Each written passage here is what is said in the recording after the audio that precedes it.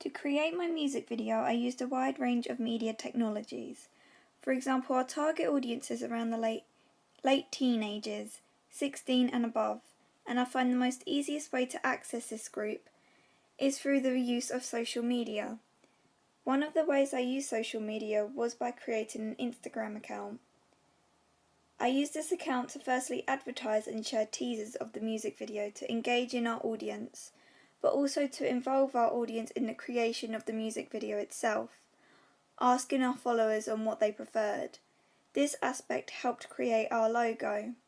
I also used Facebook Messenger to help the creation of our logo because I messaged around 6 different people who I didn't have on Instagram.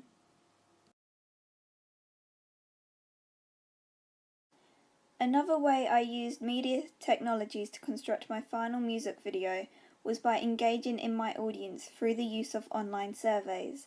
This meant that I could gather visual statistics, including the different viewpoints of the people in my class. I also used social media platforms such as Facebook Messenger to spread the questionnaire links. Prezi was another media technology which massively came in use across the whole project, from the research straight up until my evaluation. For example, the first task set of research were mainly completed in the format of Prezi. This is because I found it a much more interesting way to portray my work. This meant that I could involve visuals of each music video which I was analysing, my textual analyses. Another way Prezi was useful across my project was that it helped me present the construction of my music video. This is because I used it as a way of putting my storyboard together, making it even more visual for my audience to observe. Furthermore, I found Prezi useful for presenting all of the release forms of our characters and locations. This is because if I would have just placed them straight on my blog, I do not think they would have the same appeal. They were also quite difficult to read as they were smaller just on my blog. Prezi was also a format which I decided to create one part of my evaluation. This is because it is an easy platform to display my audience different aspects involving images and writing. I also used a variety of different online websites which helped me construct elements of my music video. For example, my storyboard, which was presented on Prezi, was actually created online with a website called Storyboard Creator. This is linked within my storyboard blog post. I found this much more successful than just drawing my storyboard because I thought if I was to draw it, as I am not the best artist, parts of the storyboard may not have been very clear and needed to be explained. Although I found because I'd done it digitally, it was much clearer to see what my intentions of my music videos were going to be. Furthermore, I used another website called Logo Maker, which helped influence my company logo. Alongside the website, the media technologies or computer programs also helped the construction of elements of my music video. For example, Adobe Photoshop helped me add text to my logo, which I created online. Furthermore, programs such as Adobe InDesign and Adobe Illustrator helped the construction of my ancillary tasks of the Digipack and magazine advert. The use of YouTube was also used in this because I found different videos to help me learn how to complete different techniques, such as writing around the CD on my Digipack design.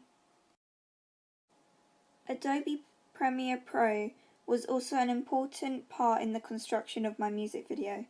This is because without this media technology, it would have been very difficult for me to create the final media product. I created many different test shoots on Premiere Pro to firstly get to grips with the program itself and to also experiment with different treatments. Furthermore, Premiere Pro was also the program that I created my final music video on. Having different video effects across the program was very important and successful in my final product. For example, adding color treatment across every frame. This is because it gave a warm tone throughout the music video. When experimenting with the test shoots, I tried different colours to overlay on music video, although at that time I didn't like any of the colours because I didn't think it worked very well.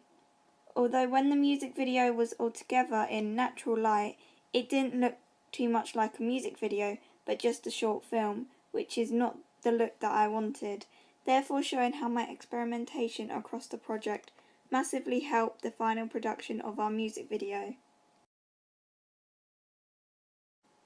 Furthermore, the online platform and media technology of SlideShare was useful in the planning of the music video. This is because it enabled me to publish my work from Microsoft Word and Microsoft PowerPoint onto my blog. This made it look more professional rather than having to add screenshots. Work that was published using SlideShare included the edit log, call sheets, sample script, and many more documents of the planning step of the music video. Finally, across the production of our music video, I found different apps on my college iPad to help share work in different formats, thus showing how Apple App Store as a useful media technology for my music video. For example, I made a moving storyboard using the app called Animation Desk Cloud and used YouTube to upload this onto my blog. However, even though this was a good idea, as already mentioned, I'm not very artistic. Not all of the stages were picked up. Also, when uploading to YouTube, parts of the videos were hard to see as they were much fainter than they appeared on the app. Therefore, I decided to use the online storyboard maker instead.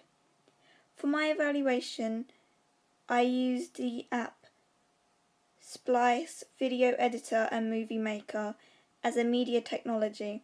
This is because I wanted to use a range of different platforms for my final evaluation to display my use of experimentation and that my work is not limited to just a singular platform.